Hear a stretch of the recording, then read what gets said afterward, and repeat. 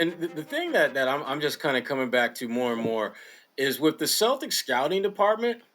It's not that they can't recognize talent; they just kind of decide on the wrong talent to keep and the wrong talent to let go. Miami got smashed. We know that they lost by 30 points, but there's a kid by the name of Mr. Strus out there who was a Celtic on paper only. It never played a game for him, but he dropped 9 threes. I don't give a damn what level you playing at. You hit 9 threes, you are a baller. You are the fact that you have a clear void in your roster, which is shot making, and a cat that you had on in your crew on paper drops 9 threes, and we're not even going to talk about Desmond Bane. We ain't going to even bring him up. Well, I just did. And I know Gary Washburn, you had a chance. Gary shaking his hand. I'm about to tee you up, Gary. I'm about to tee you up. You just did bring him up. Right. I just said that. Person that I won't name. That's funny. I brought him up. You know, I ain't going to bring up all your mess ups you did back 3 years ago. I ain't going to bring that up. You just did bring it up. I will bring that up. The reason I was bringing him up, Gary Washburn, is because you had a chance to talk with him. Yeah. And I'm giving you the floor to let the peoples know what he had to say about obviously the all the talk about him and Boston and what could have should have been. You had a chance to talk to him about that. Oh yeah, he's fully aware that. I mean, obviously he was never a Celtic. Like Boston traded to pick the Memphis before the draft, but he's fully aware. One, he's definitely aware that they chose Neesmith over him. He pointed that out. And I think everybody knew, and these guys know their competition probably when they work out for teams and who they're working out with. And he knew that Neesmith and him were considered, quote unquote, the best shooters in the draft. And he knew that they took Neesmith 14th and he fell to 30. And now Neesmith is trying to get How on you the gonna floor. Put this, Gary? And Desmond Bane, I think, dropped 28 last night at Philly. So you know what, Sherrod, I'm not going to rip the Celtics. The Strus thing is this. This is the problem with the Celtics. And it's not that, like, they gave up on Strus. One, they just botched the whole thing with their two ways with Tremont and Taco. One, they kept Taco too long. It was nice. And I would have done it too because Taco sold jerseys. It's a marketing. I see more Taco now than any other Celtic when I turn on the damn TV and Arbella commercials. Nothing against, like, Taco tried. It wasn't anything personal to Taco. But if I'm a businessman and Taco's at Summer League and you was at that Summer League, Taco's first Summer League, everybody's chanting his name, going nuts. To see him. Yes, he was a mega star. I would have kept him too and saw what happened.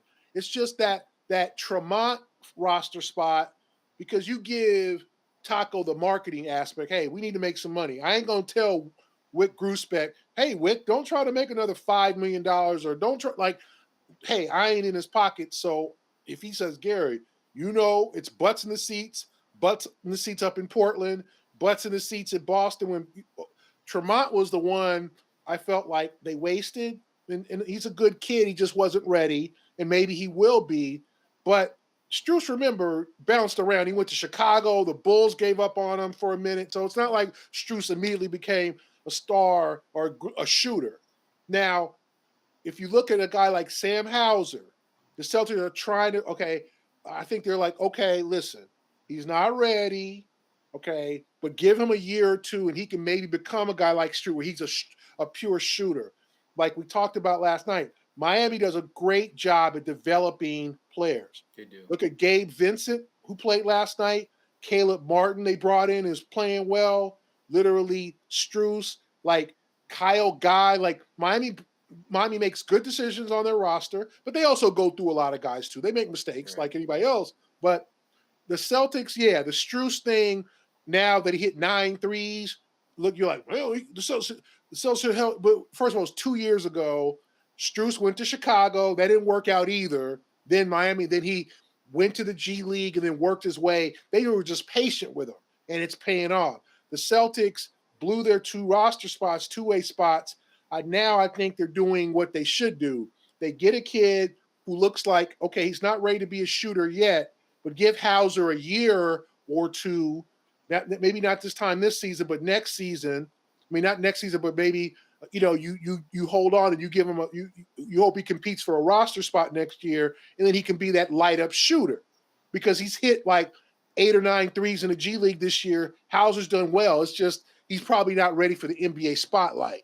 So, but I do think teams like Miami are better at developing their players and make better decisions at picking some of their guys, quote unquote, off the street than the Celtics are.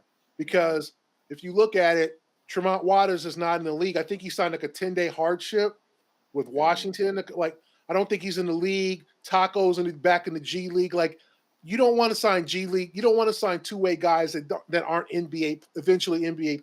You want to give them that year and a half or whatever and have them become a guy who could really help your bench.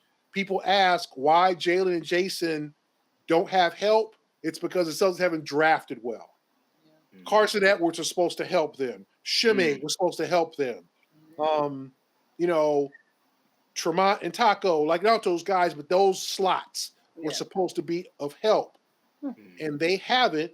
And so everyone, well, why don't Jason and Jason have help? It is player development has been fallen very short. Yeah, and it's kind of forced the Celtics to obviously try to jerry rig this roster on the fly. Getting guys who you hope can fill the holes before they become craters, essentially.